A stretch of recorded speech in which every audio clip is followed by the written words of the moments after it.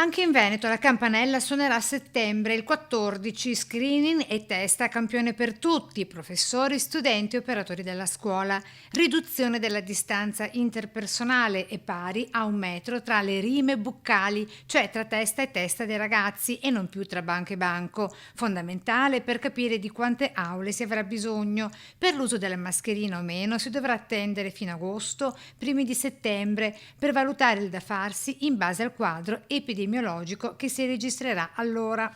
Alcune cose devono essere chiarite subito, che la mascherina non sarà obbligatoria, si vedrà a ridosso dell'inizio dell'anno scolastico quale sarà la situazione. Abbiamo chiarito che si rientrerà a scuola il 14 di settembre, anche se noi continuiamo a dire che i seggi dovrebbero essere fuori dalle scuole. E poi c'è la questione del personale docente ATA, qui in Veneto con la carenza di una carica di oltre 2000 persone.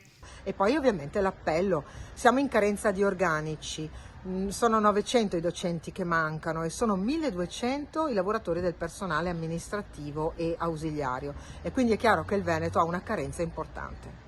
Il testo del piano scuola 2020-2021 pronto in conferenza Stato-Regioni per la firma e frutto di una trattativa protrattasi per giorni con l'epilogo dello scontro tra regioni di meno di 24 ore fa.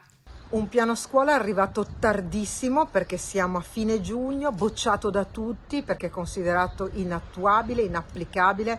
Io l'ho fatto leggere a sindaci che sono anche insegnanti, ma tanti docenti mi hanno scritto dicendo così non si può tornare a scuola. Allora le regioni per senso di responsabilità non si sono limitate, non ci siamo limitati a bocciarlo e basta, anche se lo meriterebbe. Abbiamo lavorato su questo.